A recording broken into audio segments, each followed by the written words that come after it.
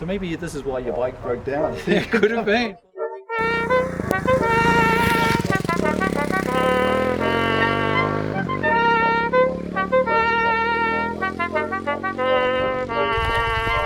That just exploded. This bike isn't staying on. That just was sitting there idling, and something around here, I noticed that screw's bolt's not in there. Something around this region just shot a bunch of something out. With no obvious answer for either bike, we headed off for lunch and gave Royal Enfield a call. That's exactly what I was saying. I thought it might be running too rich, so it's probably clogged up the spark a bit. Okay, we'll give that a go. Yeah, sure. Okay. Excellent. Okay, great. Thank you very much. Cheers. Bye.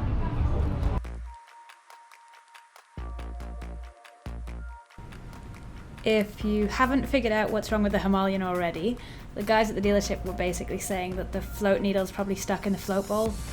That means that the fuel's overflowing into the carburetor and soaking the spark plugs, and that's why the engine keeps cutting out. Apparently it's pretty common with new bikes, and their suggestion is to turn off the petrol, open the drain screw, clear the carburetor of fuel, and then turn that back on and hope that the fuel can flush out whatever's blocking up the float. Then when you tighten everything up, just ideally you won't get any more leaks. For us that worked perfectly, and that meant that Pooja was back in action, which is great. But for the SWM, we hadn't been able to fix that, and we thought it might be a burst coolant tank, which is probably because of a faulty reservoir cap, which means that it was building up pressure when we'd left the bike idling, which we'd had to do because the battery was buggered. So it just meant we weren't sure if we could even still ride it. So in the end we left it with Happy Science, and promised to come and pick it up as soon as possible, and just went home.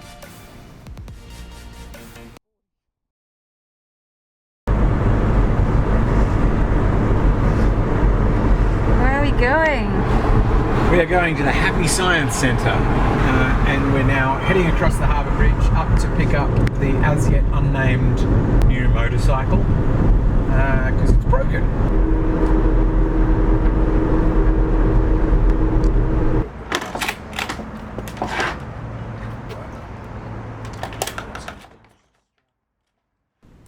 We'd only just got to the centre, and the director, super friendly guy, came out to say hi and ask about the bike. Hello. Oh, there's a nice looking bike I thought here. What CC is it? It's 600cc. It's called Okay. 650. Yeah. But it's got 600cc, which is a bizarre choice. Yeah. Yeah, So they're a bit like the bikes, is it in the Daytona that they rid them, or across the desert? What's that desert race? Dakar, yeah. We'd been a bit curious about what Happy Science was, and with the bike strapped up, we ended up talking to the guy about it for ages.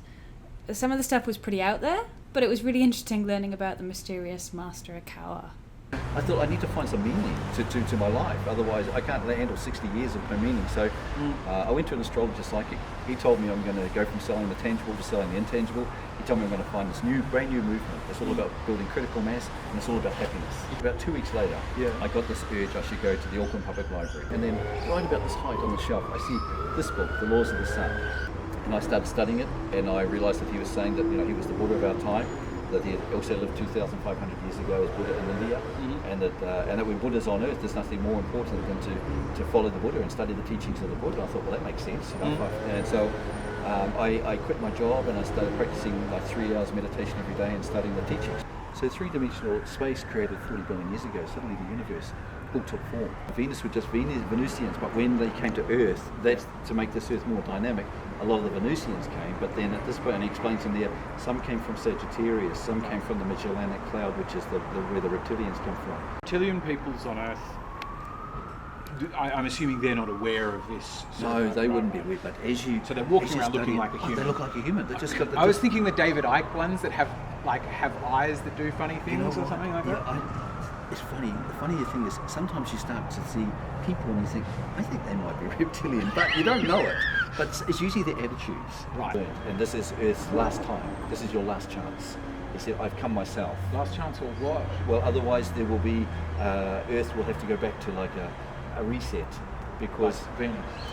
well, maybe like Venus or some sort of cataclysm, like a polar shift, and maybe an ice age. Yeah. And our mission is to stop that from happening by spreading, teaching people how to take control of their mind, how to practice love that gives, teaching the truth about who they are, and how to be able to live as a human being, giving love to each other.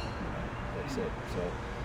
Yeah. So, if based on that, your bike breaking down was a very wonderful thing. Yeah. It could be. Nice to meet you. Thank you very much. Alright, there she is there. I feel like I want to call her Okawa. Ooh. What I was saying about this is why I don't want to plot the path of the thing, of the motorcycle journey, is like, I mean, I know we're not going to be able to make an entire documentary series just hoping to continually break down in front of churches and shit. But like that's exactly right, isn't it? Isn't that like on the button for what we're after? Like, just have experiences that involve motorcycles that mean that we get to chat to interesting things, people that believe interesting things. Yeah. So much goodness. That's how I want to do it. I want to do the journey. What do you think about riding on eggshells? Yes, good name.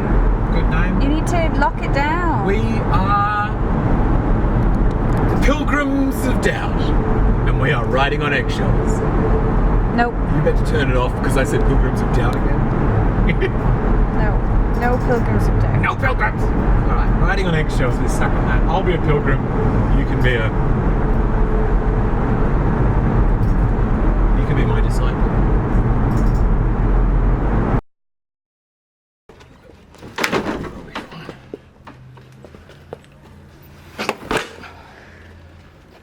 Yeah, little faith. We'll say goodbye to the SWM while it goes in for some repairs. Next time, we'll finally be posting an actual riding video, as Harry gives me a lesson in off-roading, so expect lots of shots of me and the Himalayan hitting the dirt. Thanks for checking out this video, and hope to see you next week.